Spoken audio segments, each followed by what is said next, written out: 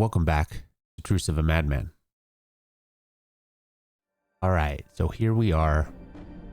Been a bit. Unfortunately, capitalism has been making me, work so hard that, just work so hard to make profit for my boss and just to survive. So I don't get a lot of time to do this stuff, but definitely wanted to do this.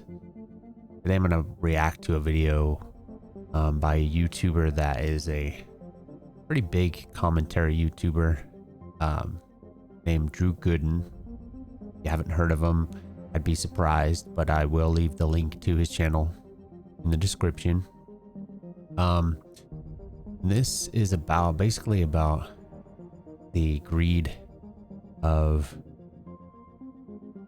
of billionaires and the big businesses and the system, basically. So the reason why I wanted to watch this is because this is a big YouTuber that is not specifically political and is not specifically a socialist or a communist, at least not that I know of.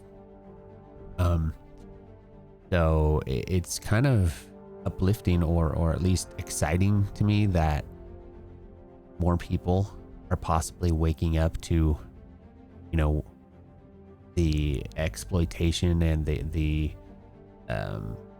contradictions of capitalism, and the fact that this needs to change. It can't go on like this, and it definitely won't go on like this forever, but it's just exciting to me, like I said. So I think we'll watch this together, and I'm gonna, critique it.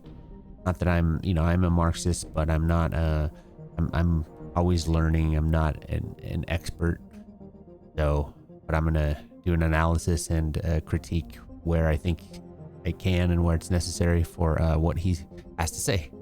All right, guys. So let's do it. Let's play this. Let me switch over here.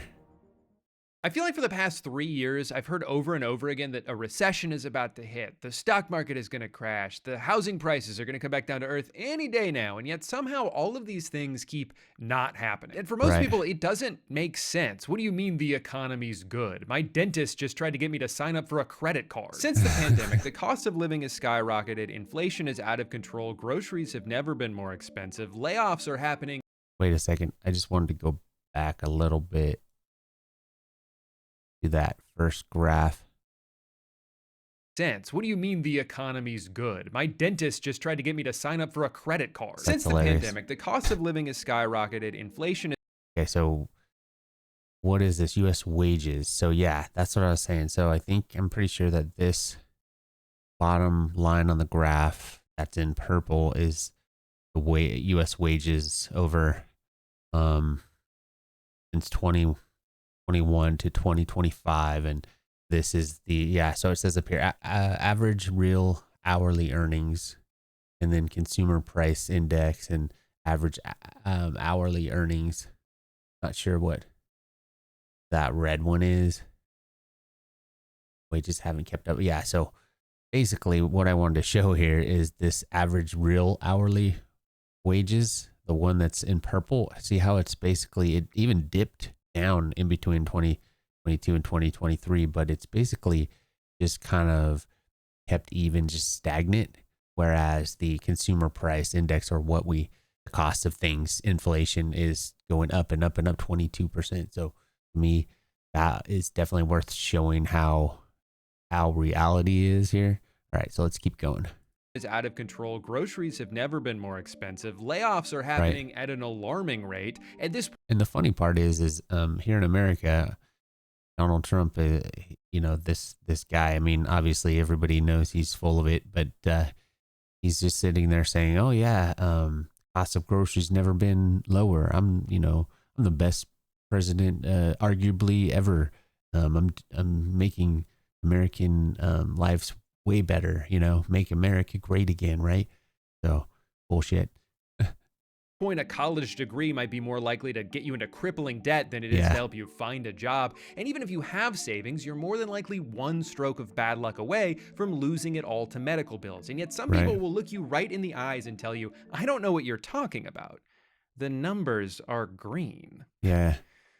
Fake numbers. I mean, The it's problem is each of these people are kind of correct It's not in real. their own way. This is the best the economy has ever been if you already have money. If you bought a house 5 years Yeah. ago, there's a chance. so very true. It's the democracy of the bourgeoisie, as I like to call it. It's not a democracy for everybody. It's not a true democracy. That's what the capitalists and capitalism is protecting and trying to hold on to and grasp for all the time, is that that democracy and that standard of living for people who already have money. And I'm talking about people who have money like excessively, accumulate capital, right? So he's right to say that those numbers are true. And it's just all numbers that, the liberal economists do on their charts, and it's showing the bourgeoisie, the capitalists, and the fact that that their numbers keep going up, but everybody else, which is like the majority of this country, and probably I would say of the world, everything has gotten worse and worse and worse over time, and it's not going to get better, So here we go. It's already doubled in value. If you invested in the S&P 500 in 2021, you could be up as much as 80%. And that's not like saying, you'd be rich if you just bought Bitcoin in 1973. That's just the regular stock market. You didn't need to have some genius level of foresight to be able to do that. You just needed to already have a bunch of cash sitting around. And obviously for the overwhelming majority of people, that is not the case. If you're living paycheck to paycheck, you're not thinking about the stock market. If you're in your 20s, you haven't even been working long enough to save any money to invest. You don't get to benefit from rising home equity if you don't own a house. The only thing this graph represents to you is how much further away that dream is getting. Right now, the average age of home buyers is 59 years old. What a depressing statistic. This is the problem with an economy that disproportionately benefits asset holders instead of the people still trying to earn them. Wealth grows exponentially, but wages aren't even outpacing inflation, which means if your salary hasn't been going up every year, you're effectively making less money. Meanwhile, the fastest way to make $1 million is to just already have 10 million. Leave it in an investment account for a year, and congratulations, you now have 11 million. Yeah, the democracy at a larger of the bourgeoisie. scale, this is why it feels like there's two different economies happening, and they're both moving in opposite directions. 50% of the stock market is owned by the top 1%, and only 1% is owned by the bottom 50%. Don't let somebody tell you that these numbers going up should discredit your own lived experience. Don't let somebody who's benefited. Yeah, so without actually saying it, he is using dialectical materialism by looking at the material conditions of things, not some idealistic numbers on a chart that are only helping like a small minority of people who already have wealth beyond what they'll ever be able to spend. From untaxed inheritance or years of compound interest granting them passive income. Untaxed inheritance bullshit. That your problem is you're just not working hard enough. No, the real answer is, sorry, you should have been born sooner. Have you thought about that? Maybe instead of wasting all that time farting around kindergarten class, you should have been investing in real estate. It's not my fault you're lazy. People are getting squeezed in every direction while also being gaslit into thinking that it's somehow our fault. There's CEOs in earnings calls bragging about how they get to make customers pay for inflation so they don't have to. The economy is... Yeah, that is another crazy thing to me. I mean, it's not crazy because it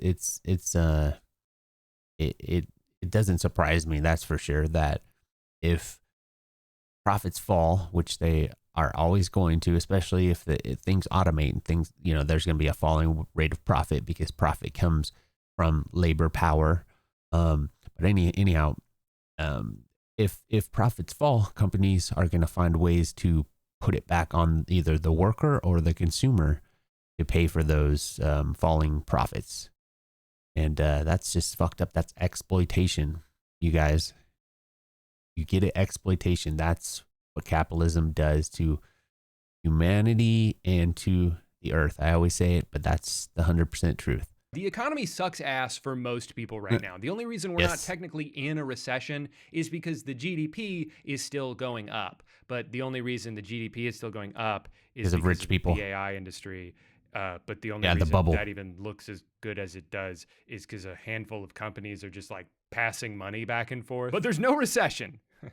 You're hallucinating that. Because the AI industry is now single-handedly propping up the entire Nvidia, global economy, there's really only two those memes are hilarious. Worst case scenario, turns out it is all bullshit. The bubble pops in spectacular fashion. Trillions of dollars of investments cannot get paid out, and everything goes up in flames. Or best case scenario, a few billionaires get even richer. Wait, is that what we're hoping for? All right, you're gonna have to bear with me while I go on another AI rant here. I know I do this like every 6 months, but it's not going away. It doesn't count as beating a dead horse if the horse is still alive. We gotta kill that horse first. People largely do not like AI and are worried about the future it imposes. It's okay, so here, I think I've already made my my feelings about AI known, but I don't not like AI. I think innovation is part of how we grow as humans and, you know, evolve as humans. But AI is just a tool. It is not anything else but a tool to, under the system of capitalism, it's just another tool that's going to be used to exploit. Under socialism, on the other hand, AI can be used to better humanity and push us forward into a better future. That's 100% what I believe. So anyway, currently being used to make a bunch of promises that almost no one asked for. The main appeal of it comes from corporations who see advancements in AI as a way to further reduce their dependence on human labor. The only thing cheaper than outsourcing jobs is just eliminating them altogether. Yeah, but then the problem with that is there's a contradiction there that if when you eliminate human labor power out of the equation, then there's a falling rate of profit. So profit goes down, even though you have fixed capital with, you know, AI and robotics and the fixed capital to produce what you need to produce. If you don't have the labor power, you're not going to be able to exploit that labor power for profit. So then there's a falling rate of profit. Then they got to find other ways to bring that profit back up, which means they're going to exploit it somewhere, and they end up exploiting it in, you know, developing countries, stealing resources. So, you know, it's just a downward spiral. Yeah, the wet dream that soils the sheets of every CEO is a company that's somehow run entirely on its own, and they can just sit back and collect all the profits for themselves. No more dealing with pesky labor laws or health insurance or, can I have Saturday off? My family died. No! Shut up. That's the eventual goal, and why they're all pouring billions of dollars into NVIDIA chips and data centers and cool shirts for Mark Zuckerberg. And in the meantime, we're stuck with ChatGPT, a humanized Google search designed to affirm whatever belief you share with it, even if it's incredibly dangerous. Yeah, or it's just generative a tool, though. video People apps that are already being used to trick people into thinking something happened that didn't actually happen. Awesome technology. I'm so glad this exists. And I think the best thing we can do to fight back against AI is to simply not engage with it. The problem is, even if you don't use these tools, if you live in certain parts of the country, you might be paying for them. There's been a lot of really good investigative journalism done on all these new data centers that are popping up around the country, who's funding them and who's getting screwed over in the process. For example, some residents in New Jersey who noticed that their power bill kept going up, even though they were actually using less electricity than usual. Yeah, I mean, that is awful. See, that's a way of exploitation. Right here from AI, it's definitely showing its true colors in capitalism, under capitalism, because of these data centers. They need so much power to keep these servers cool at all times at a certain temperature. So they're using so much power. So what are they doing? They're they're pushing that cost back onto the residents around the area. And, here in America, there's not many choices. I mean, especially here in California where I'm at, there isn't many choices for power companies. There's not much competition. There's almost a monopoly. So, there's nothing I could do. My power bill has gone up and up and up, and it's just, it's unbearable. And this is a way that capitalism will exploit, to, be able to pay for its cost for AI. You know what I mean? Push it back onto us. It's awful.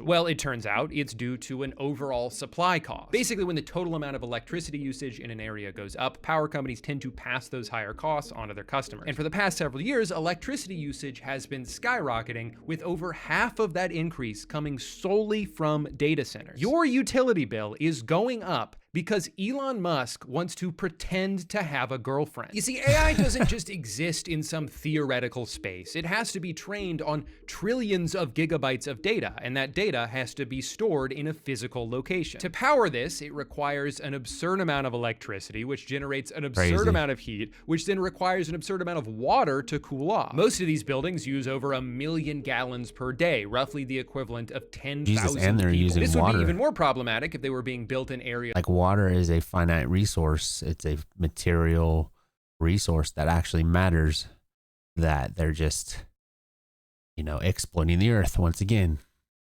Here we go. where water is extremely scarce. So we should be good as long as we don't build a bunch of them in like the middle of the desert. Whoops. But to be fair, they are That's what they're extremely doing. efficient about it. They don't just use the water, they also poison it. Every part of this process is wasteful and destructive. It's not surprising. And this is only the beginning. AI is still a relatively new phenomenon, so we're only just starting to see the effects of this. But the Department of Energy projects that the percentage of electricity used by data centers could nearly triple in just the next 3 years. And who gets to pay for it? We do. It's hard for me. And the problem is I can barely, just speaking for myself, I can barely afford, or honestly, I can't even afford to survive and provide for my family and pay for, pay the landlord and pay for all these utility costs as it is. Imagine if that triples, dude. I'll sink under the boot of capitalism, fuck that. To accurately express how infuriating this is. The giant buildings that power this stupid fucking technology are being subsidized by people who just happen to live near them. Oh, but hold on, because they're technically contributing to the operating costs. So does that mean that they get to share in the eventual profits? No, of course not. They're more like involuntary investors doing it for free. Or really, They're worse being than free, exploited. because a lot of them are being kept awake at night by the deafening hum endlessly emitting from the factory shoved into the backyard of their homes that have now surely plummeted in value as a result. But hey, at least they're doing all of this to make a product that hopes to replace 80% of humanity. It's not. Yeah, so everything he's talking about is true, but I still take the stance of AI and robotics are a awesome tool that can be used to better humanity if we get rid of capitalism. Under capitalism, AI and robotics is doing everything he's talking about and more. It's exploiting humans and the earth. So that's the main point I'm making here. Okay, here we go.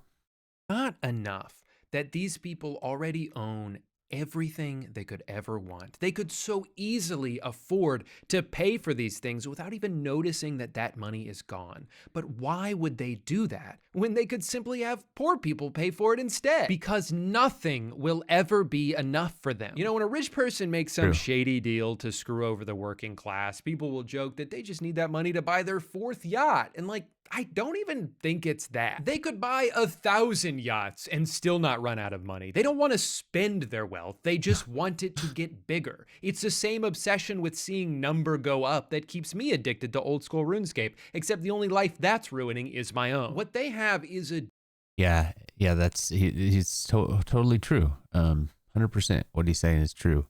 It's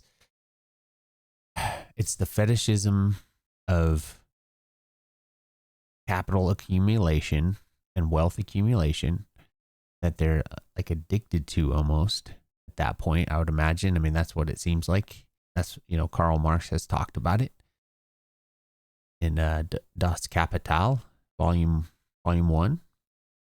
But it's one thing to do that, and you're affecting your own life. So be it. Everybody, has that should have that kind of freedom to control and control what you do, self-determination. I totally believe that should be the case for every human, but not at the expense of others, which is what these billionaires do. It's and huge corporations do. They exploit people and the earth to continue their accumulation of wealth. So fucked up. Disease. They have been scourged with the blight of insatiable greed, cursed to an endless pursuit of wealth that will never bring them true happiness. I would almost feel bad for them if they weren't actively destroying the world in the process. Yeah, one of the most frustrating things about this humanity. problem is that if you even try to suggest that maybe these guys should just have a little bit less money, like you guys can still be rich, whatever, just turn it down a notch because you're kind of making shit terrible for everybody else, you're treated like you're crazy. No, this is the American way. If you don't like it, then leave. And yet these ideas aren't radical. They're not even new. Most people who advocate for a more progressive tax system are only calling for a return to something that used to exist in this country. We just forgot about it. So I think it's important to do a little history lesson here. If you can believe it, there was a time where the working class in this country actually had it really good, and it was Okay, so I just wanted to say a little bit of maybe a misunderstanding based off of what he said. So taxing the rich is not gonna fix the problem. And I'm not against that. Definitely, I believe that should be done, but it should only be done locally by state, so that each state can use the taxes to fund government projects in the state and to, help their state. But as far as on the federal level, taxing the rich is only, and big corporations is a moral thing. Like it should be done because they should be taxed more, just on morality, I guess you could put it. But since we are the United States anyway, and there's other countries for sure that are, we issue our own currency. We don't at all rely on taxes federally. I'm talking about to fund things, to fund national health care, to fund a robust welfare system that makes lives for all humans better, housing, free housing or affordable housing projects. The government does not need our taxes to fund that. I mean, look at the military. They can give almost $1 trillion coming up this year, like $900 billion is the budget for the military, which is fucking the stupidest thing in the world. But yet nobody questions, well, how can they fund that? They're not doing it off our taxes. Well, since it's called modern monetary theory, we have a currency sovereignty. We are currency issuers. We issue our own currency. We don't we spend first, tax later. Taxing is just to help American economy to do stuff, the American people to continue to work and produce. The real limitations are the actual resources in the world, the actual resources like the labor power and the natural resources. So just to let that be known, because a lot of people think, and maybe him included, that taxing the wealthy people is what's going to fund things to make our lives better. It's not. The government can do that already. Federal government in America, at least, can fund projects to help humanity already, and they're not. So it's a political decision. It's a choice. It's not like their hands are tied at all. And so he's going to go into the history, probably, FDR's robust welfare system that was created, I'm imagining. So I'm just getting ahead of that. He's going to talk about that and how, the American dream was, the ideal of the American dream was created then because of the material conditions at the time. It was after World War. It was after the Depression, and then there was a World War, imperialist World War, and then Americans came home and the government started spending on making lives better. It was very temporary, and the reason why it's not even the same at all today, we've lost all that, is because over a short amount of time, the government decided and policymakers decided to start to gut those things, get rid of those things, privatize.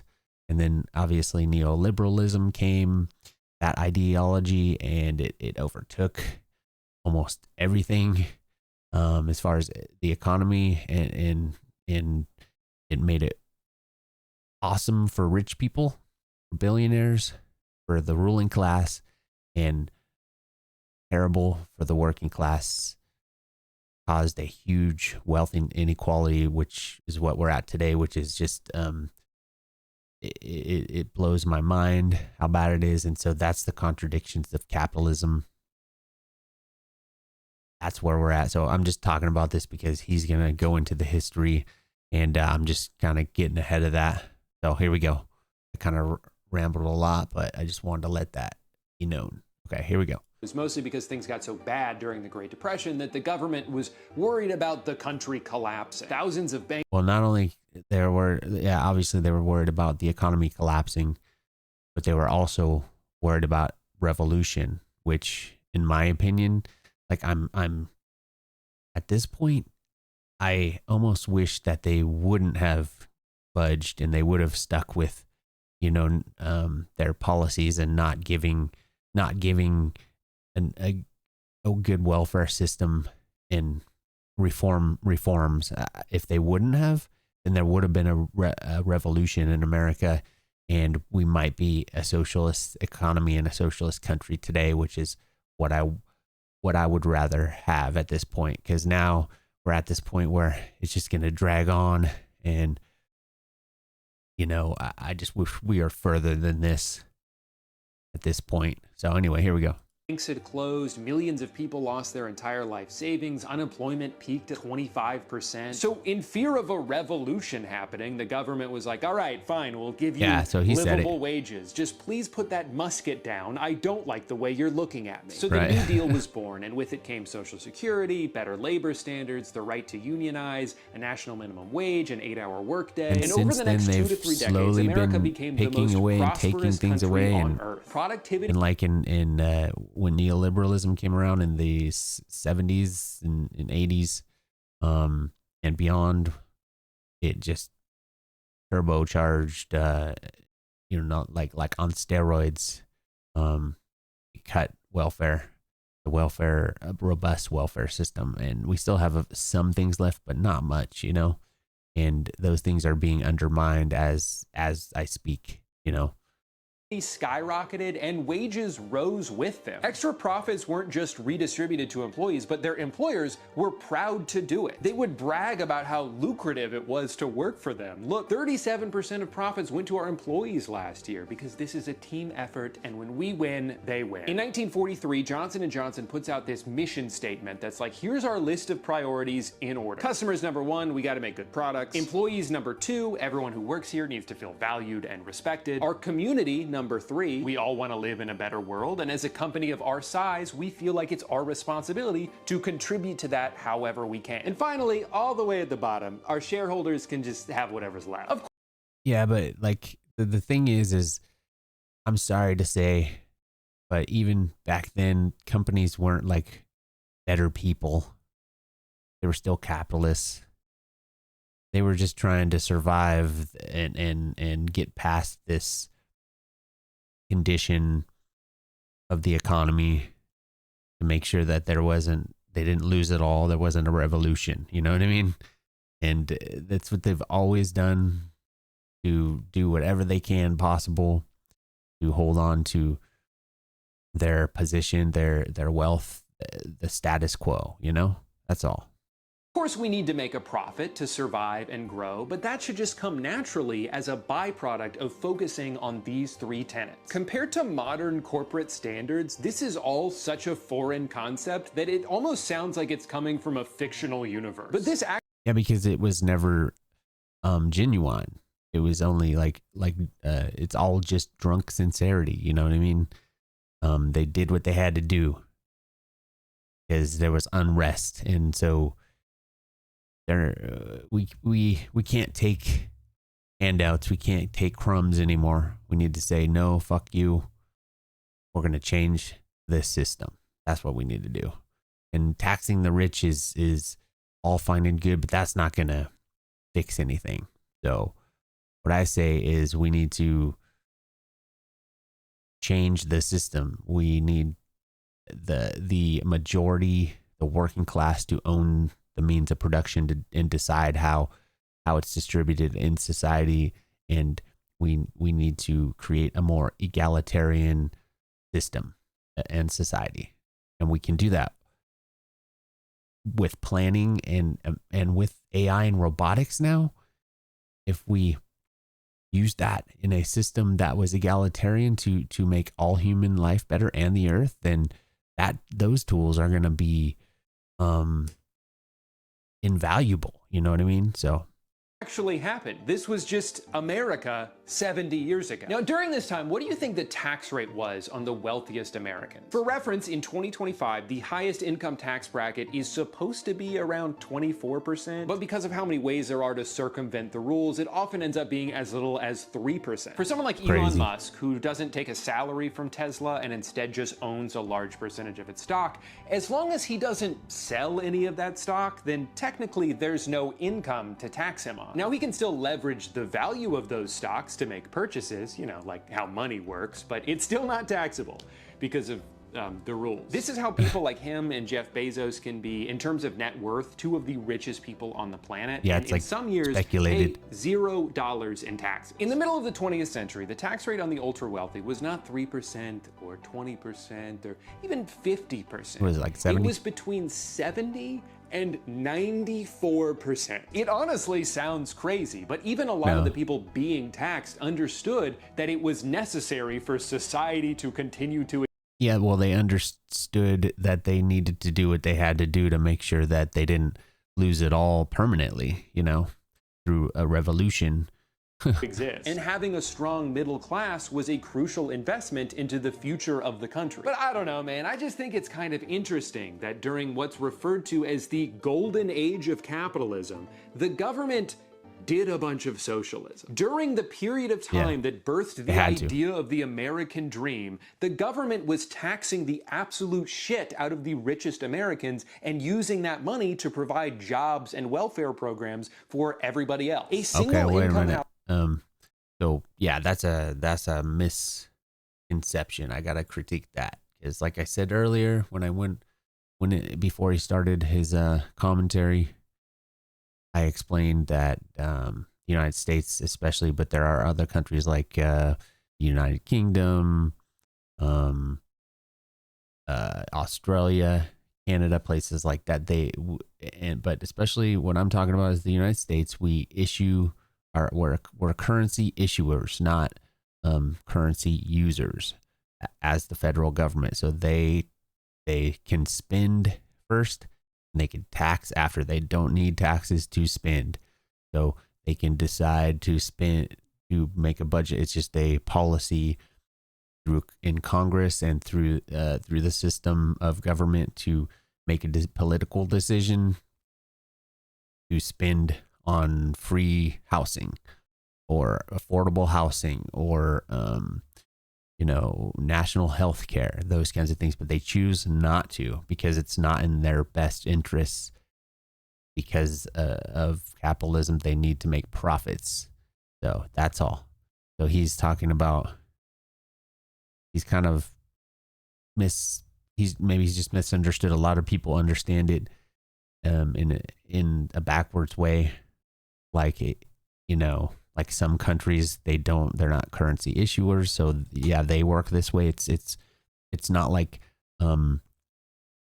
budgeting a household. It's not that like that at all. Of course, everybody in their living in their family, they have to budget money. They're going to run out, but not the federal government. So, okay.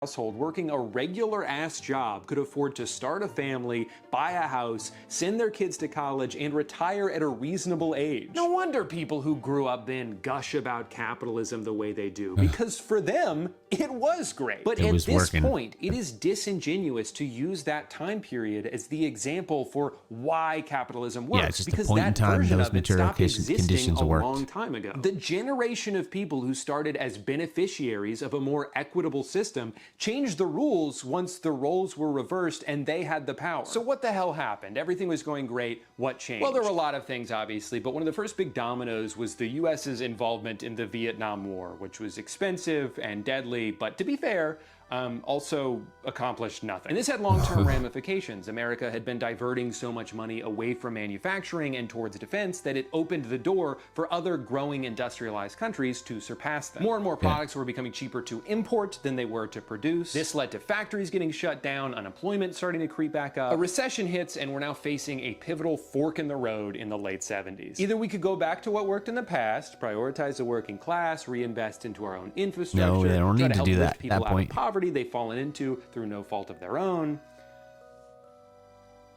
or we say, fuck the government, we don't owe you shit, we're stupid, isn't that right? I don't even know my own name. Exactly, the deal is you pay taxes and we don't do anything. And you like that, right? They like that? Sounds good to me. The prevailing philosophy throughout the 80s became trickle-down economics. The logic being, oh man, these rich people are really handcuffed. I bet if we lower the corporate tax rate from 70 all the way to eventually 28%, then companies will use all that extra money to pay their employees more. I mean, if there's one thing we know about rich people, is that they're always looking out for the little guy. Yeah.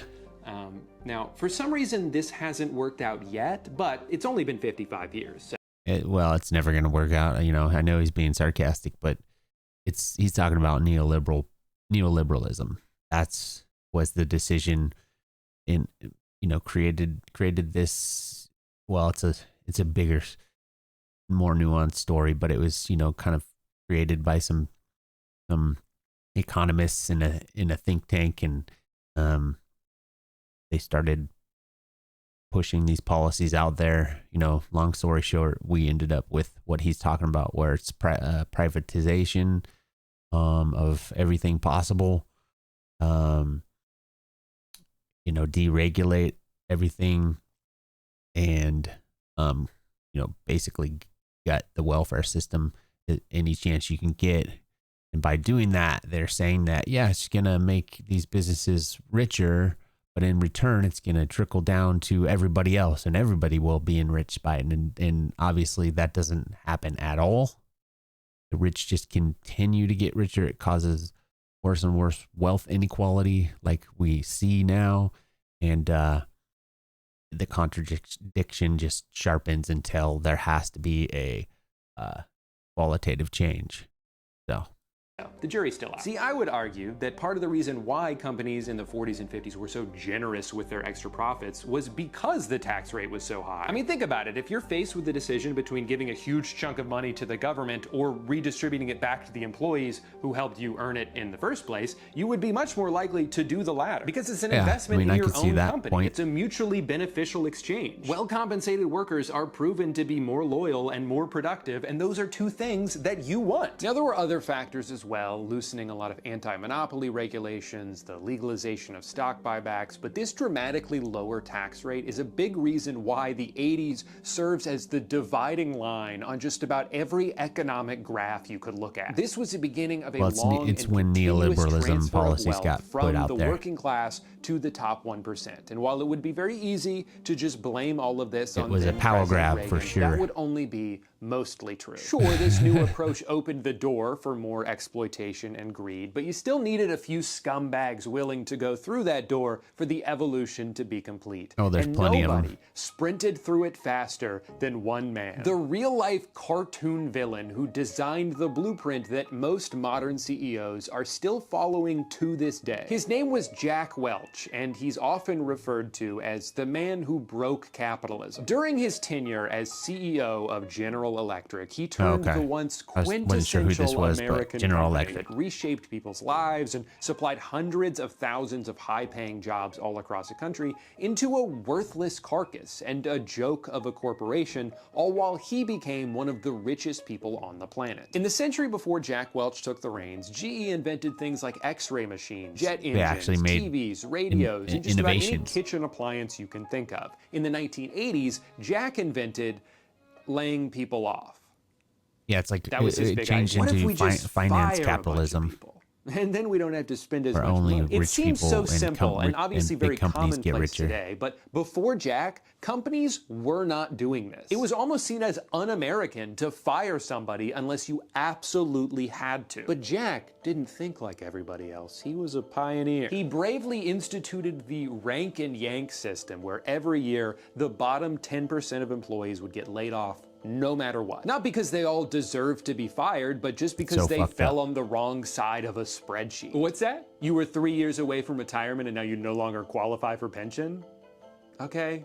Then die. And to be clear, the layoffs were also not because the company wasn't profitable. It very much was, but it just wasn't profitable enough. See, when you routinely shut down entire facilities, you uproot thousands of lives, you create a toxic and selfish work environment where loyalty is replaced with fear, and if you're a company with the size and influence that GE had at the time, you can almost single-handedly destroy any semblance of a middle class across all of America. But this number gets a little bit bigger.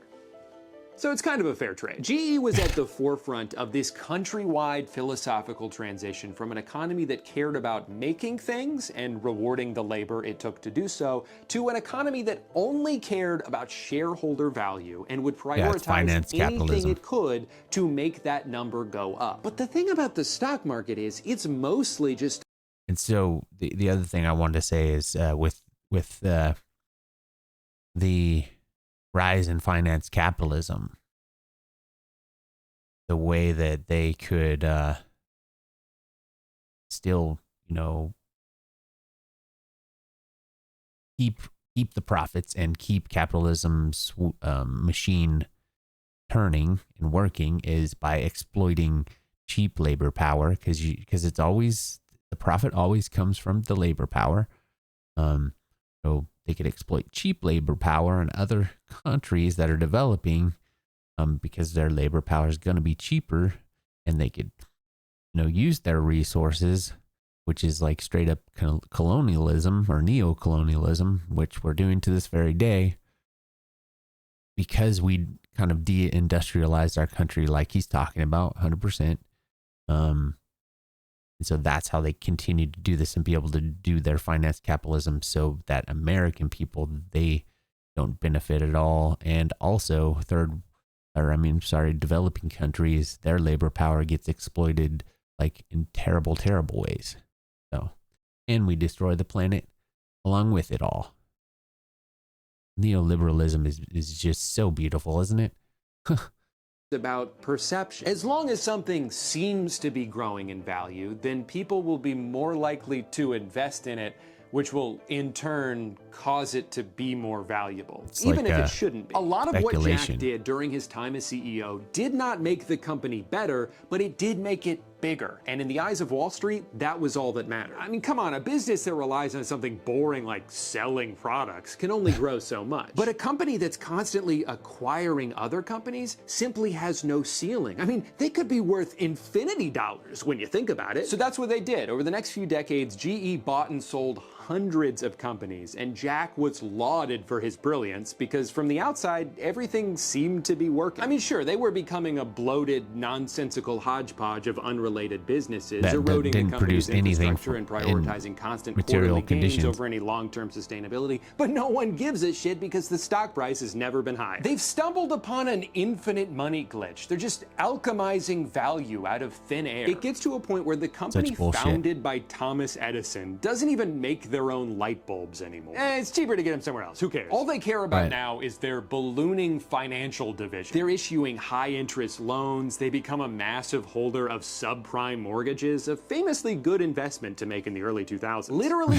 whatever it took That to caused juice the the numbers, 2008 that's what crash. they would do. After about Right. 30 years of short-term decisions that received instant gratification from shareholders but were gradually making things worse for the company and its dwindling number of employees, GE had become severely overvalued. And it wasn't until right after Jack retired with his $400 million severance package Jesus. where his successors stepped in and were like, Wait, this doesn't make any sense. the time bomb Jack planted explodes in their faces, and GE spends the next 20 years slowly bleeding out. And at this point, they couldn't fall back on just like selling microwaves because they'd been cutting corners on production so long that nobody wanted to buy any of their shitty garbage anymore. And of course, they had fallen way too far behind on innovation because they spent all their money on acquisitions instead of research. Yeah, By that's finance 2021, the capitalism. company that helped bring electricity to America was mercifully laid to rest, split into 3 separate institutions, none of which have come close to the dominance or influence that GE once had over the American economy.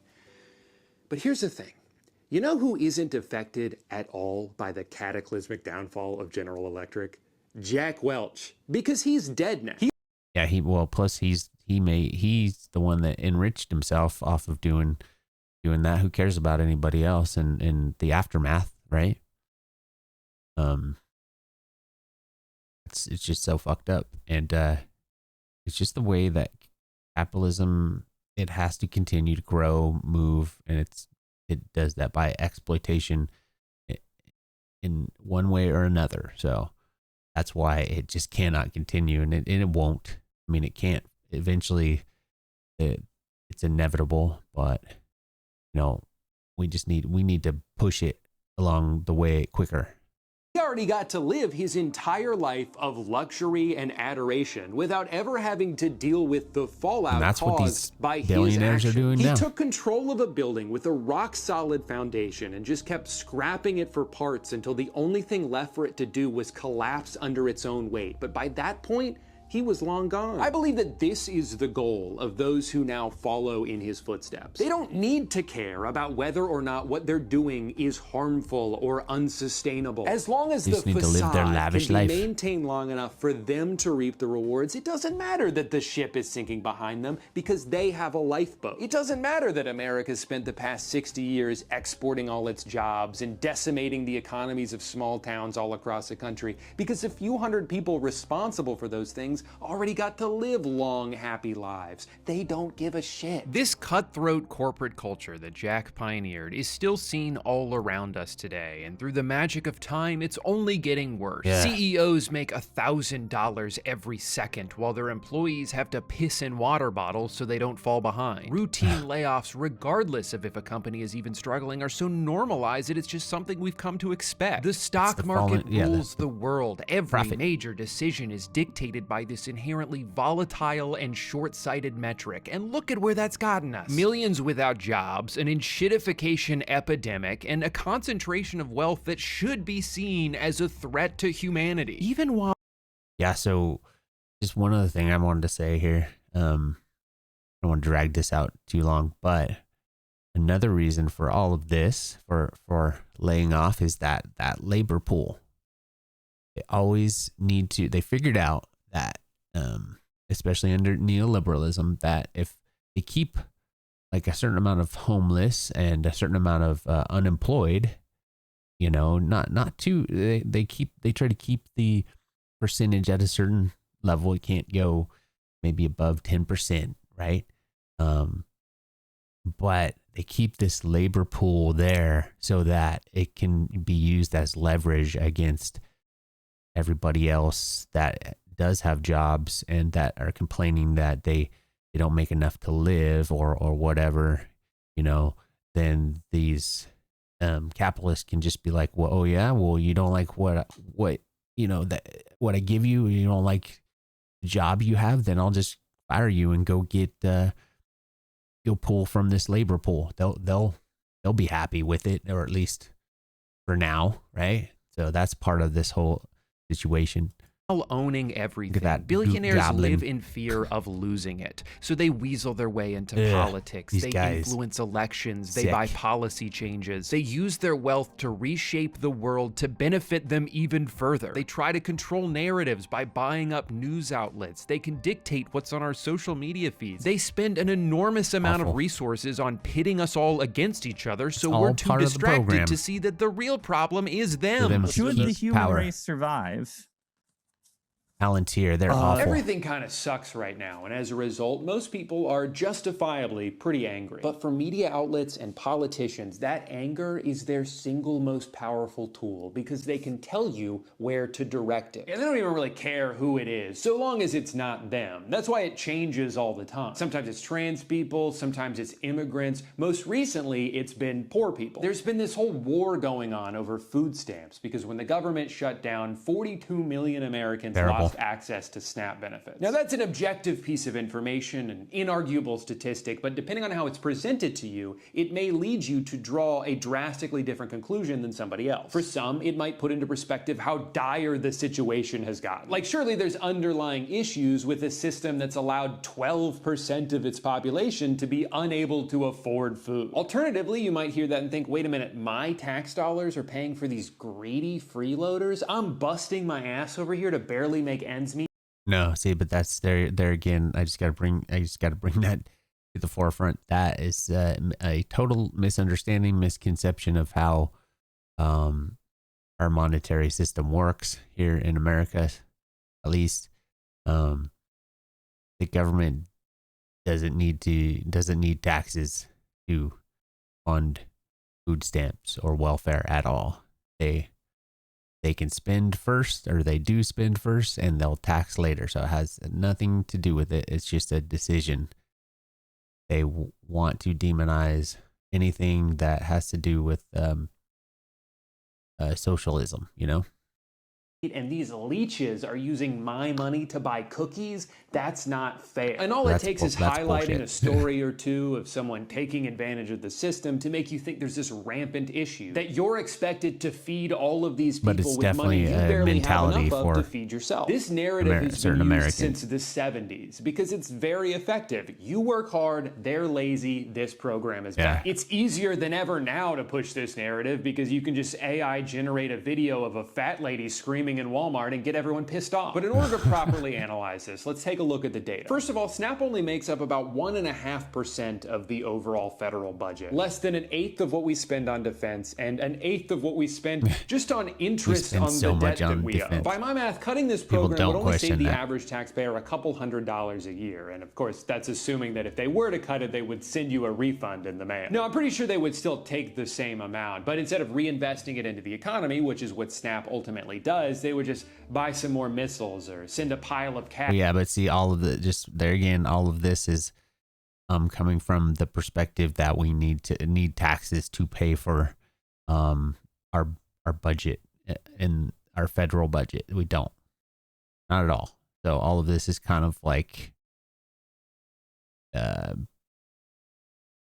just doesn't apply. to Argentina. Second of all, by definition, the majority of SNAP Millet, recipients what a piece fall of under shit. the umbrella Sorry to of say. elderly, disabled, veterans, full-time caretakers, or just temporarily unemployed. Remember, not everybody who isn't working does so because they don't want to. It is Yeah, right. very hard to find and keep a job right now. The fact that SNAP spending ebbs and flows so closely with the overall state of the economy should be proof that this program is primarily used for temporary relief. Even still, many of the people Listen, on SNAP do work, and about there to 70% of the help ones that people. do work full time. It's a That good doesn't thing. seem like a laziness problem, that seems like a wage problem. They need supplemental income to survive because of how little they're being paid. Of those full-time employees, their two most common employers were McDonald's and Walmart, who combined to earn $23 billion in profits last year. $23 billion, and you're telling me they can't afford to pay their employees enough so that they don't need government assistance? See, what that means is you wouldn't have to help pay for these people's food if their employer, a nearly $1 trillion corporation, just paid them a livable wage. You're more upset at the people Right. using the program than Very the true. companies who have put them in a position where they even need it in the first place. Why Also, would they do Walmart that? double dips here. The majority of food stamps are redeemed at Walmart. So Yeah. not only do they save money by underpaying their staff, but their revenue then gets subsidized by this program because that's where people tend to use it. Yeah, their Final business statistic, about a model third is, of SNAP recipients, over 12 fucked up million of for them, are children. people What's the argument there? that Are they work not there. working hard enough? What, you don't want to get a job just because you're 7? Like, can we stop for 1 second to think about what you're saying here? You have let somebody convince you that in this situation, the only way to make your life better is if 12 million children starve. So I want to ask, who is more to blame here? A bunch of kids who got born into poverty, or CEOs with more money than anybody could spend in 1,000 lifetimes who Not expect sure. you to solve the problem that they helped create? For some people, it doesn't matter what you say about capitalism, they will still go to war for it, even if it's not Yeah, it's working nuts. for them. It's Statistically speaking, against it's their probably best not. We'll try to interests. criticize a multi-billionaire who's not Freaking paying crazy. enough taxes, and people will defend them like, hey, it's not their fault. They're just taking advantage of loopholes like any smart business person would. And you're like, okay, so then we agree there's a problem with the rules, right? If they're just exploiting the system, then maybe the system shouldn't be so easy to exploit. We've reached a point where a lot of the core principles of a free market no longer apply. Like the idea that you can vote with your dollar. I get to pick which businesses I support, therefore the best ones will succeed. I just gotta say the free market bullshit is bullshit. Okay, we need a planned economy. We need workers that do the producing. They need to own the means of production and collectively decide on how to distribute real resources, real things that we need to live as humans. We need to decide on how that's distributed into the economy equally. That's what we need. And that's called, I've heard it before, socialism.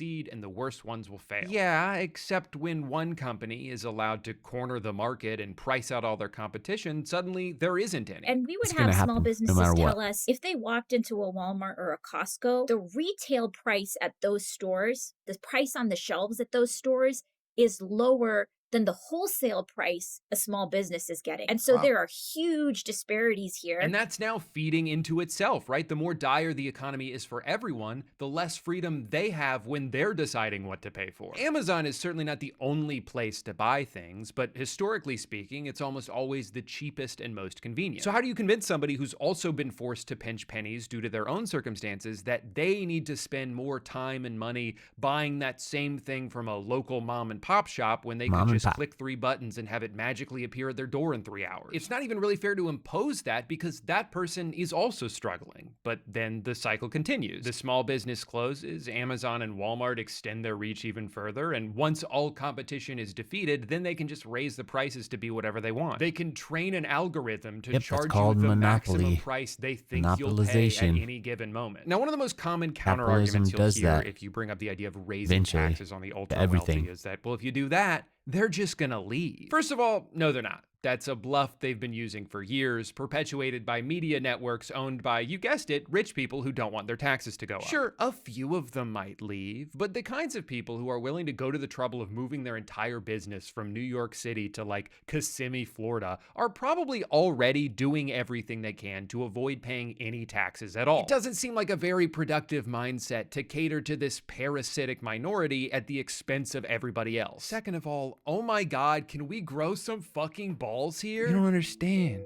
They're not gonna like it if we raise their taxes. Do you hear yourself? Do you hear how pathetic you sound? Okay, so what? It's We can't not do even, anything then. That's it's not it. even It's that they're over. scared. They won. Your It's plan is that we not should just that at all. give up and let the billionaires have whatever they want. Like I said before, I just got to keep beating a dead horse, I guess. But it's not even nothing to do with the government is scared of the businesses and rich people.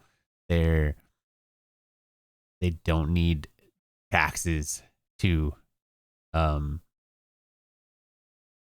put money into welfare, to put money into bettering humanity and to pay for it. They don't need taxes to do that. They just don't want to. They want to keep it the way it is. They want to be the ruling class. They want to be the ones that are rich and everybody else is just subservient to them. That's what they want. So that's the problem. We need to change that. We've already tried that, and that's not working either. Third of all, this criticism is predicated on an idea that taxation essentially has a bell curve to it, where after a certain rate, your overall revenue actually decreases because people will lose the incentive to work as hard or, like you're saying, move away. With this in mind, there have been studies done by economists who believe that every country has its own ideal rate for maximum efficiency. However, the implication that raising taxes would cause the overall revenue to go down would only be true if we were on the tail end of this bell curve, and we are nowhere close to that. So if your main concern is to maximize total revenue, it's pretty clear which direction we should be moving in. Otherwise, the very metric your point is referencing contradicts the argument you're trying to make. Now, even having said all of that, I'm not going to sit here and act like just raising taxes is an immediate fix to all of our problems, because we still have to rely on elected officials to actually use that money in a sensible way. I'd be happy to contribute more if I knew it was going to better taxes, healthcare or nicer parks or public transportation. But if my money's just going to be used to blow up a hospital on the other side of the world, then yeah, maybe I'd rather just give it to a food bank. I don't know all the answers because at the end of the day, no matter how hard I try to expand my legacy beyond it, I'm still just the road work ahead guy. But I do know that this amount of wealth inequality that's showing zero signs of slowing down anytime soon is not sustainable. Turns out that actually every single thing in the world becoming a for-profit commodity, from housing to healthcare, is just a way to enrich a few people at the cost of many. And I have to wonder if we've finally reached a point now where the greed has gone too far, that it's now so impossible to ignore that no amount of gaslighting about how the economy is good actually will convince people who are dying because they can't afford to go to the doctor that this is just how life should be. History shows that unfortunately sometimes things have to get worse before they can get better. And if this is what it takes for a return to class solidarity, then I guess at least we're closer to that than we've been in a long time. We just need to put down our phones, set aside our differences for a little bit, and unite on this one issue. They want us divided because they're afraid of how strong we would be if we stood together. Do not fall for it. Very true. Now, if you'll excuse me, I need to go argue on Reddit about how Ghost of Yote is woke because they didn't make the main character hot enough for me. Thank you for watching. Ooh, okay. That was quick. He ended that quick. All right, you guys. Love red pen. Anyway, so that was quite a long one, but he made some super good points. I hope I maybe shed some light into some of the misconceptions that he brought up, but all in all, I'm so excited that somebody like this, like a big YouTuber that's getting millions of people watching, is actually talking about capitalism in its true light, you know? So hope you enjoyed this, you guys. I'm gonna try to do videos as often as possible, but it's difficult for me to keep a regular, consistent schedule. So hopefully you'll see me again soon, and don't forget to like and subscribe, and leave me some comments about this, what you think. And awesome. Workers of the world unite.